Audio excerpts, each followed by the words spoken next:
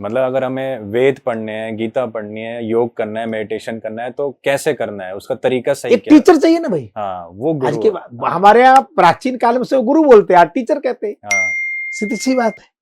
Teacher जो शब्द है वो पाश्चात्य है, एक तरह का नल से टोटी से घर पे गंगा जल तो आ जाएगा, गंगा जी नहीं आएगी। गंगा जी ने। सीधी सी बात। गुरु मीन्स गंगा, गंगा के पास जाना पड़ेगा।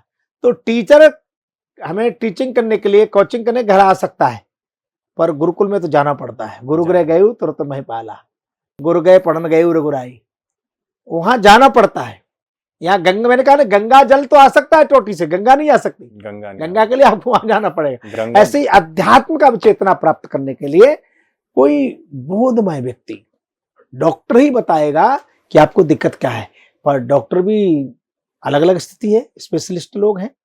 आंख वाले को नाक दिखाओगे, कहेगा भाई मेरा विषय नहीं है, मेरा विषय। पर हमारे यहाँ पहले ऐसा नहीं था। वैद्य जी गए, आपको कोई पुड़िया दे दी, कहा ठंडे पानी से लेना, दूसरे को गर्म पानी से लेना। तो वो सार्वभौम था। अब पहले स्पेशलिस्ट वाला मामला नहीं था। पहले वैद्य नाड़ी देखता था, बता देता, कल तुमने चावल खाया ज्यादा लगता है, लो कड़ी खाई थी, ऐसा हो गया। नाड़ी ज्ञान था।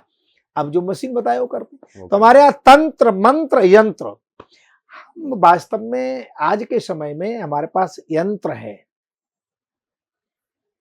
मंत्र नहीं। मंत्र नहीं। तंत्र के नाम पे कहीं न कहीं धोखेबाजी भी होती है। एक ही विधा रह गई है, यंत्र। सब यंत्र के चक्कर में घूम रहे हैं। पर यंत्र को पूर्णता जानने के लिए आपको उसका तंत्र माने विधि। भाई कोई आप मैथ का कोई आप सवाल हल करेंगे तो उसकी विधि है, विधि है, एक मेथड हो गया कि उसे आप विधि से करेंगे। आंसर केवल देना पर्याप्त नहीं है, आपने उस विधि का प्रयोग किया है कि नहीं किया है।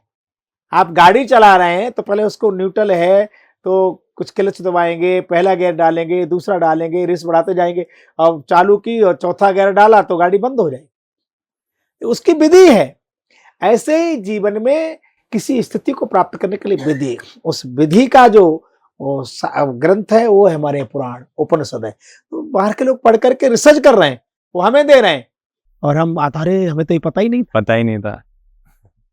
हमारे यहाँ तो जो कपिल है, पाणिनि है, गार्ग है, अन्य जो ऋषि हुए, उन्होंने रिसर्च किया है, लोगों को दिया है। क्या है आज लोग पढ़ रहे हैं, हम नहीं पढ़ पा रहे। गीता में आप जब पढ़ेंगे तो भगवान कहते हैं तुम्हारा कर्तव्य क्या है।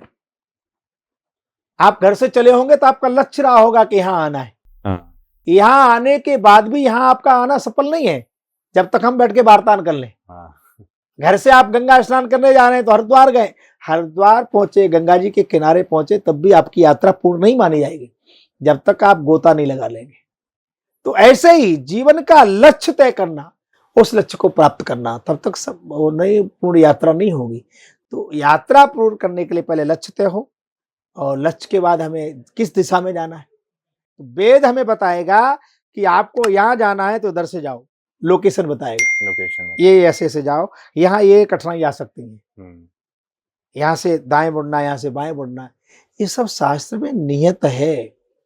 परंतु क्या है, दुर्भाग्य से हमने शास्त्रों को पढ़ना बंद कर दिया, हमने पुराणों को पढ़ना बंद कर दिया।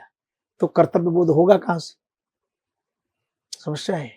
बाहर के लोग पढ़ रहे हैं और रिसर्च कर रहे हैं, हमें देते अरे हमें तो पता ही नहीं था, क्योंकि हमारे ऋषि ने पहले सब तय कर रखा है, हमारे महापुरुषों ने सब बता रखा है क्या है।